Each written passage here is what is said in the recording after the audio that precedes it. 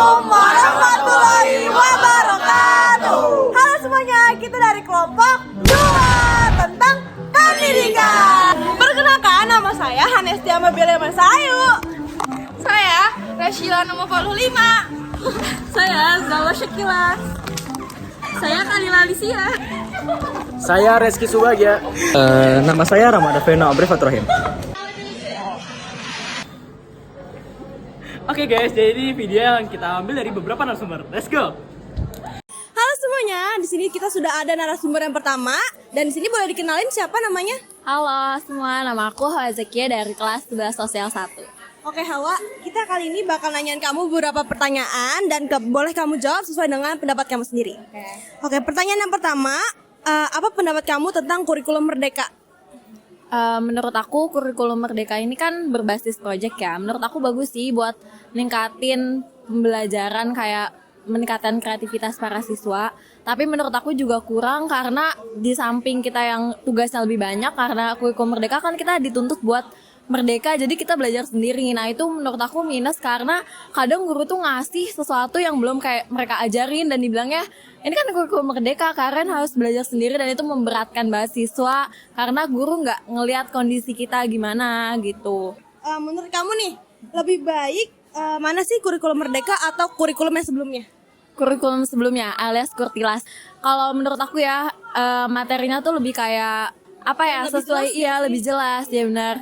Terus juga kan udah terstruktur kayak IPA IPS, tapi kan sekarang kurikulum merdeka tuh benar-benar kayak kita harus pelajarin semuanya, dan itu benar-benar memberatkan karena kan kita maksudnya passionnya kan beda-beda gitu. Kamu berarti lebih memilih buat nerapin kurikulum kurtilas? Iya. Terus kalau misalnya gaya belajar kamu sendiri tuh kayak gimana sih? Kalau gaya belajar aku audiovisual, jadi aku lebih kayak pengen ngedengar, terus aku juga pengen ngeliat gambarannya supaya aku tuh kalau misalnya aku lupa tuh aku bisa ingat gambarannya seenggaknya gimana gitu. Terus kalau untuk belajar biasanya aku tuh belajar sejam, terus aku ngasih batasan istirahat misalnya 15 menit istirahat, lebih mengefektifkan waktu gitu.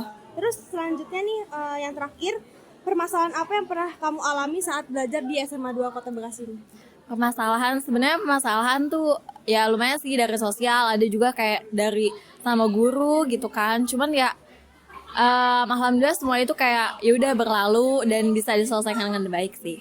Tapi nggak ada yang kayak benar-benar fatal gitu kan? Nggak ada sih, semuanya masalah SMA remaja biasa. Kalau misalnya teman-temannya gimana tuh? Kamu ada masalah nggak? Kayak misalnya teman sekelas kayak kurang nyatu sama kamu gitu, atau kayak kurang sefrekuensi gitu, itu kan juga bisa jadi masalah juga kan? Oh iya, kalau aku sih kalau teman sekelas ya aku nggak terlalu mempermasalahkan, kayak aku ngerti kalau misalnya karakter orang kan beda-beda, kita juga nggak bisa nyamain supaya orang tuh sefrekuensi sama kita.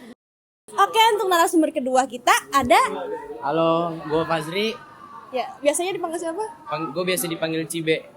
Karena kita itu sekarang lagi nerapin kurikulum merdeka, gimana sih pendapat lu tentang kurikulum merdeka? Apakah menyusahkan siswa atau emang kayak efektif aja gitu? Jadi siswa tuh nyaman buat nerapinnya di sekolah. Jadi pertama untuk pendapat gue tentang kurikulum merdeka ini dapat meningkatkan kreativitas siswa untuk saling bersosialisasi dengan satu yang lainnya, dan juga bisa mempererat antar pertemanan. Jadi kan kalau misalnya kita punya ide kreativitas itu bisa dibagi-bagi sama teman-teman lainnya. Jadi menurut lo ini tuh lumayan efektif ya, karena bisa Cukup meningkatkan kreativitas siswa dan siswi. Ya. Kemudian menurut lo nih lebih baik kurikulum merdeka atau kurikulum yang sebelumnya alias kurikulum kurtilas? Sebenarnya sih gue sekarang lebih suka kurikulum merdeka karena kan emang bener yang pertama itu bisa meningkatin kreativitas sama mempererat sosial bersama teman-teman itu. Tugasnya lebih beratan kurtilas atau kurmer nih? Untuk sekarang menurut gue kayaknya kurmer lebih susah sih, lebih ribet ngerjainnya.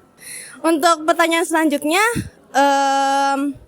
selama belajar di SMA 2 ini kayak ada permasalahan gitu nggak dengan pelaksanaan belajarnya gitu? Kayak misalnya gurunya kah atau teman-teman sekelasnya? Sebenarnya sih sejauh ini ya gue nyaman-nyaman aja sebenarnya sih. Cuman kayak gue tuh kan niatnya tuh sekolah untuk mendapatkan ilmu. Jadi gue juga sebenarnya juga butuh teman juga. Cuman kayak gue butuh aja. Iya, saling-saling.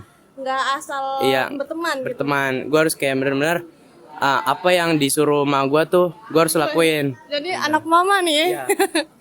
Selanjutnya, kalau gaya belajar lo sendiri tuh kayak gimana sih? Kayak Sebenarnya pertama-tama tuh gue harus kayak telaah diri gue sendiri. Kalau misalnya bener-bener kayak gue nggak ngerti, ini tuh misalnya dapat dari mana, itu baru gue tanyain ke orang yang ngerti menurut gue lah. Oke, makasih banyak buat wawancaranya. Semoga ini bisa jadi pelajaran juga buat teman-teman semua.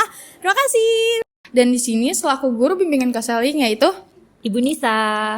Jadi di sini kami ingin melakukan wawancara sosiologi. Nah, Ibu, pertanyaan yang akan kami sampaikan pertama itu adalah biasanya permasalahan apa saja yang dihadapkan ke bimbingan konseling? Iya, permasalahan-permasalahan yang ada di bimbingan konseling biasanya ada 4 bidang ya, pribadi, sosial, belajar, dan juga karir. Itu sih kebanyakannya. Oke, selanjutnya untuk pertanyaan kedua, apakah menjadi guru BK hal yang sulit? Sulit itu relatif ya. Ada susahnya ada, dibilang mudah juga, ya enggak juga sih. Jadi ya bisa kita bilang susah-susah gampang gitu. Karena kan yang namanya menghadapi manusia itu kan manusia sifatnya dinamis, berubah-ubah gitu kan. Jadi ya kita selaku guru BK harus terus mengikuti zamannya, harus mengikuti eranya. Apa hal yang menarik saat menangani kasus murid? Hal-hal yang menarik apa ya? Misalnya ketika ada anak curhat, artinya kan dia itu mempercayakan masalahnya kepada kita. Artinya kita orang terpilih yang dianggap tempat yang nyaman dan aman. Salah satu hal yang menyenangkan gitu. Dan paling senangnya lagi kalau apa yang kita lakukan buat anak ini berbekas gitu di mereka. Selanjutnya, pertanyaan terakhir yaitu apakah pernah mengalami kesulitan saat menangani kasus murid? Ada anak yang sangat tertutup sekali gitu ya, introvert sekali gitu kan. Kalau dia nggak mau cerita, ya kitanya nggak akan bisa paham gitu. Ini apa sih yang terjadi gitu. Terkendala di orang tua, misal, karena ada juga orang tua yang susah diajak kerjasama gitu. Kita akan mewawancarai Pak Dayan selaku guru TIK adalah narasumber terakhir kita. Oke Pak, ada pertanyaan. Yang pertama pertanyaannya, apa sih Pak hambatan yang pernah dialami sama Bapak ketika mengajar? Udah pasti sarana prasarananya yang paling, ini khusus TIK ya. Iya, Pak. Satu kelas itu kan kadang-kadang ada 35 orang, ada 36. Nah, sementara jumlah PC yang sekolah punya itu kadang-kadang nggak sampai sejumlah 35 atau 36 itu gitu. Jadi Pak, apakah pernah merasakan kesulitan dalam KBM dalam penerapan Kurmer, kurikulum Merdeka? Lebih ke peserta didiknya. Karena ini Kurmer, kalau peserta didik yang tertinggal itu akan tetap di situ gitu. Jadi dia ibaratnya yang lain udah melaju, dianya ketinggalan, masih belum ngerti, tapi tetap dipaksa untuk melaju gitu. Apa pendapat Bapak tentang kurikulum Merdeka? Kurikulum Merdeka ini udah bagus, tinggal implementasinya jangan diganti lagi ke kurikulum yang lain gitu. Jadi kalau setiap ganti menteri ganti kurikulum, ya gitu, nggak nemu titik di mana bagusnya gitu. Karena kan sebuah kurikulum itu sebenarnya semuanya bagus gitu, tapi kalau implementasinya selalu diganti, kasihan peserta didik yang jadi kelinci percobaannya, gitu aja sih. Oke, pertanyaan terakhir Pak, pertanyaan kelima. Kurikulum manakah yang Bapak sukai berserta alasannya? Sebenarnya sama bagusnya, tapi tadi ada pertanyaan lanjutannya, katanya kalau disuruh milih kurikulum yang mana gitu. Iya, Bapak yang lebih suka yang mana gitu? Ada dulu namanya KTSP, kurikulum tingkat satuan pendidikan. Ada juga yang CBSA, cara belajar siswa aktif. Itu sebenarnya kalau diimplementasikan ke kelas sebenarnya sama-sama aja gitu. Kan nggak jarang banget kan ada guru yang datang terus ucapkan salam, terus absen, terus langsung nyuruh bikin project, nggak mungkin kan, pasti ada ngasih teori dulu. Sebenarnya sama aja, Oke, cukup sekian wawancara pada hari ini. Kurang lebihnya mohon maaf. Terima kasih Pak Dayan sebelumnya. Terima kasih Pak. Sama-sama. Semoga bisa dijadikan pembelajaran. Assalamualaikum warahmatullahi wabarakatuh. Waalaikumsalam. Makasih yang udah nonton. Semoga dapat bermanfaat bagi kita semua ya. Dadah.